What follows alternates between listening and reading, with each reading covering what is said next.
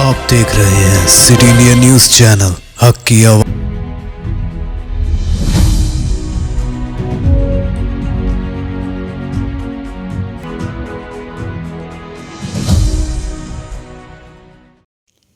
इस साल 158 करोड़ से ज्यादा ट्रैफिक चालानात की वसूली।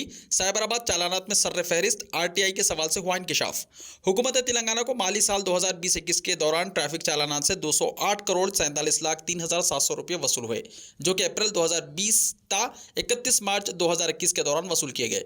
रियासत तेलंगाना में 1 अप्रैल 2021 से 30 सितंबर 2021 के दौरान 158 करोड़ 33 लाख 78,350 रुपये वसूल किए जा चुके हैं। कानून हक़ मालूमात के तहत दाखिल की गई दरख्वास्त में इस बात का इंकशाफ हुआ है कि साले गुज़िश्ता 208 करोड़ से ज़्यादा ट्रैफिक चालानात किए गए थे, जबकि जारिया साल 6 महीने के दौरान 158 करोड़ से ज़्यादा वसूल किए जा चुके हैं।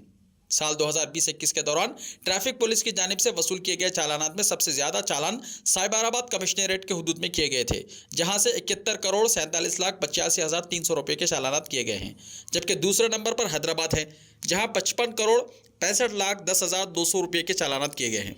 तीसरे नंबर पर रचाकुंडा पुलिस कमिश्नरेट के हुदूद हैं, जहां 19 करोड़ 44 लाख 7,100 रुपये के चालानात किए गए हैं। रियासत तेलंगाना में साल 2020-21 के दौरान सबसे कम चालानात जिस इलाके में किए गए हैं वो है मुलुगु, जहां महज 28 लाख 50,050 रुपये के चालानात किए गए हैं। माली साल 2021-22 के पहले 6 महीने के दौरान जो चालानात किए गए हैं, इनमें भी साइबराबाद कमिश्नरेट हुदूद में सबसे ज़्यादा चालान किए गए हैं। पार्लियामेंट के अंदर और बाहर लड़ाई जारी रहेगी। इस कदर घटिया हुकूमत मैं नहीं देखा। आइंदा सीजन में धान की खरीदी नहीं होगी।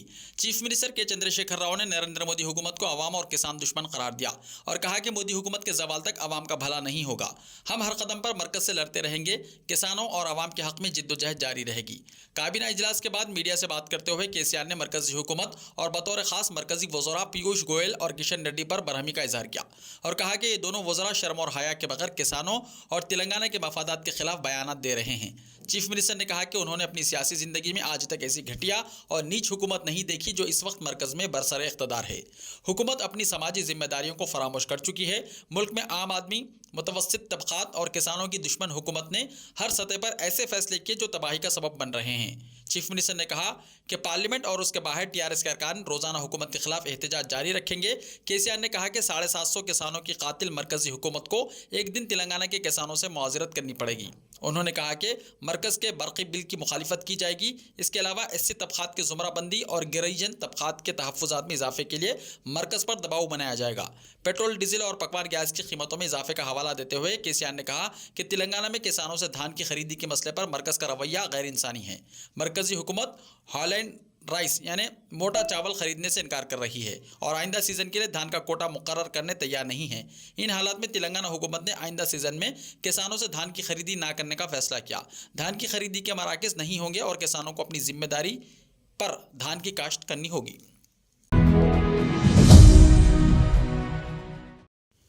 ऑल इंडिया महिला कांग्रेस की अपील पर हैदराबाद में महिला कांग्रेस तेलंगाना की जानिब से पेट्रोल और डीजल और गैस की कीमतों में इजाफे के खिलाफ एहतजाज मुनज़्ज़म किया गया। सदर महिला कांग्रेस सुनीता राव की क़ियादत में नामपल्ली के करीब धरना मुनज़्ज़म करते हुए ख़वातीन ने मरकज़ी हुकूमत से कीमतों में कमी का मुतालबा किया। महिला कांग्रेस के एहतजाज के नतीजे में ट्रैफिक में खलल पड़ा और पुलिस को ट्रैफिक बहाल करने में दुश्वारी पेश आई। एहतजाज में सुनीता राव के अलावा सदर सिटी महिला कांग्रेस, कविता, पद्मा, इशरत जहां, संगीता, विद्या रेड्डी और दूसरों ने शिरकत की। इस मौके पर मीडिया के नुमाइंदों से बातचीत करते हुए सुनीता राव ने कहा कि मरकजी और रियासती हुकूमतों की आवाम दुश्मन पॉलिसियों के नतीजे में आम आदमी मुश्किलात से दो चार है। उन्होंने कहा कि गुज़िश्ता 7 बरसों में मरकज और रियासत की जानिब से आवाम की भलाई का एक भी कदम नहीं उठाया गया। उन्होंने ऐलान किया कि महिला कांग्रेस की जानिब से कीमतों में कमी तक एहतजाज जारी रहेगा। उन्होंने कहा कि रियासती हुकूमत को पेट्रोल और डीजल पर टैक्सेस में कमी करते हुए आवाम को राहत पहुंचानी चाहिए। केसीआर की हठधर्मी के रवैये से आम आदमी मुश्किलात का सामना कर रहा है। महिला कांग्रेस मुस्तकबिल में मजीद एहतजाजी प्रोग्राम मुनज़्ज़म करेगी।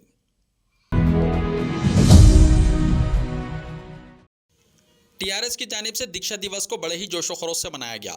रियासती वजीर बल्दी नज़्म-ओ-नस्क केटीआर ने कहा कि 29 नवंबर 2009 को केसीआर की जानिब से मुनक्किद किया गया दीक्षा दिवस एहतजाज तेलंगाना तहरीक का एक अहम संगमिल साबित हुआ है।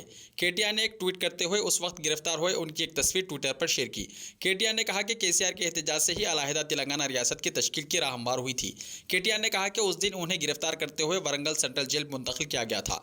उस वक्त से तेलंगाना तहरीक में कई तब्दीलियाँ आई हैं। टीआरएस का सफर तहरीक से इख्तियार तक पहुंच गया।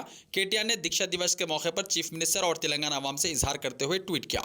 रियासती वजीर पंचायत राज और दही तरक्याती दयाकर राव ने कहा कि उस वक्त केसीआर दीक्षा जुलूस का एहतमाम करते हुए तेलंगाना तहरीक में शोहरत पैदा करने में अहम रोल अदा किया है। उन्होंने कहा कि केसीआर की यह तहरीक तारीख के सुनहरे पन्नों में लिखी जाएगी। केसीआर ने अपनी तहरीक के जरिए मरकजी हुकूमत की गर्दन मरोड़ते हुए अलहदा तेलंगाना रियासत हासिल किया है। उन्होंने कहा कि के चंद्रशेखर राव की कुर्बानियां नाकाबिल फरामोश है।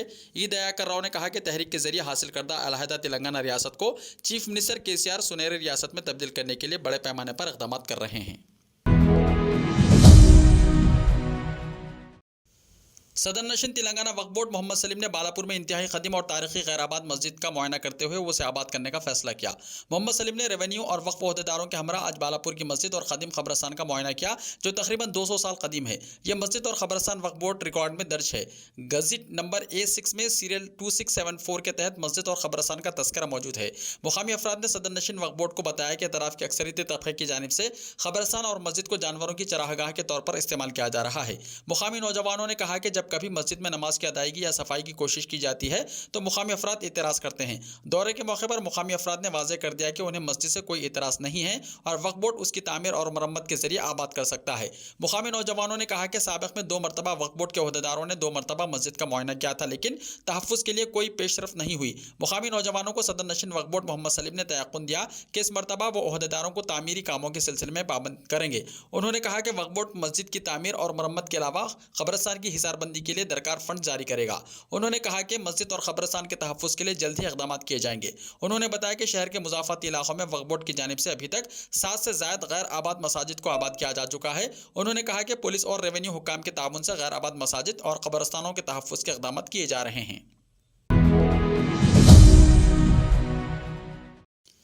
शमशाबाद एयरपोर्ट पर RT-PCR टेस्टों पर हो रही है लूटमार। मुसाफिरीन से बड़ी रकम की वसूली, मरकजी हुकूमत की हिदायत की सराहतन खिलाफ वर्जी। शहर हैदराबाद से बैरूनी मुल्क रवाना होने वाले मुसाफिरीन को राजीव गांधी इंटरनेशनल एयरपोर्ट पर RT-PCR मुआयने के नाम पर लूटा जा रहा है और किसी भी गोशे से इसके खिलाफ कोई आवाज़ नहीं उठाई जा रही है। शमशाबाद एयरपोर्ट पर कायम किए गए RT-PCR मुआयने के मरकज़ पर हैदराबाद से रवाना होने वाले मुसाफिरीन से मुआयने के नाम पर 4,500 रुपये वसूल किए जा रहे हैं, जबकि मरकजी हुकूमत की जानिब से RT-PCR मुआयनों के लिए जो कीमतें मुकर्रर की हैं, इसके मुताबिक कम अज़ कम 500 रुपये और ज़्यादा से ज़्यादा 800 रुपये वसूल करने की गुंजाइश है। लेकिन राजीव गांधी इंटरनेशनल एयरपोर्ट पर मैप माइनी जेन्यूम इंडिया लिमिटेड की जानिब से कायम किए गए कोरोना वायरस के मुआयने के मरकज़ पर मुसाफिरीन को लाजमी मुआयना करवाने के लिए मजबूर किया जा रहा है, जबकि किसी भी मुल्क के लिए रवाना होने वाले मुसाफिरीन इस मुल्क के कवानीन के मुताबिक अंदरून 48 घंटे या अंदरून 72 घंटे RT-PCR रिपोर्ट करवा रहे हैं।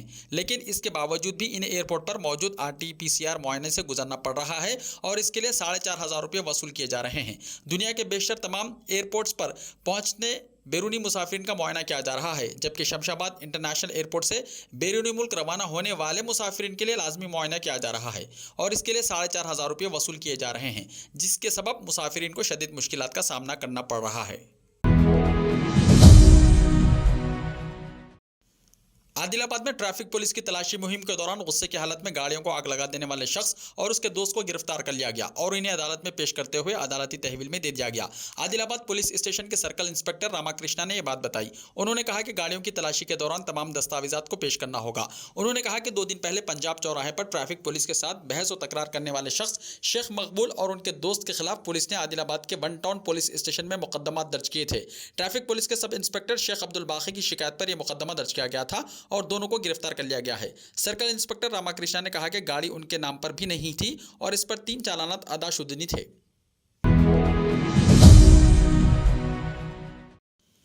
फाखाकशी में हिंदुस्तान, पाकिस्तान और बांग्लादेश से भी आगे, चीफ मिनिस्टर चंद्रशेखर राव ने कहा।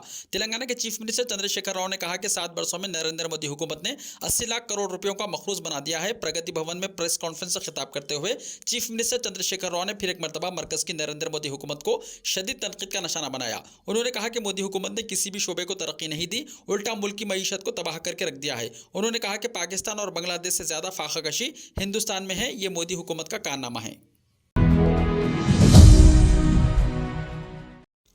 नारायणपेट अखामती स्कूल के तालिब इल्म ने रियासती सतह के मार्शल आर्ट्स ग्रैंड चैंपियनशिप जीत ली।